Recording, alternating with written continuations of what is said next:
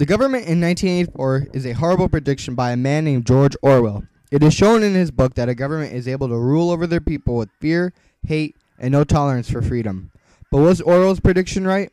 There are countless examples of how a government is able to control the people's thoughts, from simple speeches to an entire system which the party in 1984 was based off. Today, our fellow citizens, our way of life, our very freedom came under attack in a series of deliberate and deadly terrorist acts. September 11, 2001. A tragedy strikes America, and we look towards our leader for hope. President Bush's speech shows how well he is able to confront the situation and turn it around and use it to his own advantage. These acts of mass murder were intended to frighten our nation into chaos and retreat. But they have failed.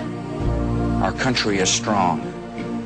A great people has been moved to defend a great nation. Terrorist attacks can shake the foundations of our biggest buildings, but they cannot touch the foundation of America. Many of the statements in Mr. Bush's speech are similar to this. His use of good and evil define the situation and put the images into the minds of Americans, and at the same time, the president is putting a good image of himself into the thoughts of his people. The use of psychological manipulation in his speech shows the good and bad aspects as he puts positive reinforcements into the issue, yet takes the opportunity to put in a good name for himself so Americans later on support him. Of course, there could always be many other theories, but we'll never know what truly happened if we believe everything we hear and see. A man guided by a dream to create a perfect world, fueled by the intolerance of others and only thinking about himself and what good he could do. After World War I, the people of Germany felt betrayed by their government and revolted against them. They felt as if their way of life was being attacked, and this is where Hitler found his opening. Hitler had influenced the country that he would create a unity of government and corporations. It was the lower class that Hitler had influenced, while the upper class believed he was a fool. Much of Hitler's rise was due to the people's belief that he introduced something new into the world, but no one knew he had dark intentions. Hitler, after serving 5 years in prison after trying to overpower the past government, became the Chancellor of Germany, but soon after Hindenburg's death, the past president, Hitler became the new president, which he dubbed the Fuhrer. Soon his racism played a role into creating his perfect world, and he brought everybody along. Those who refused him were sent to their death. Psychological manipulation was a key method so that Hitler could gain all of his power. This is not the first time this method was used to bring a madman into power either.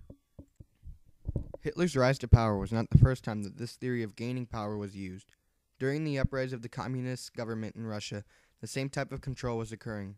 The Lenin era, 1917 to 1924, started after the October Revolution, a revolution whose cause was to get rid of the government. The people felt repressed and no longer wanted to follow in their present government, so Lenin cashed in at the time. Lenin had promised a new glorious government, one that would have been a democracy, but instead Lenin delivered something completely different.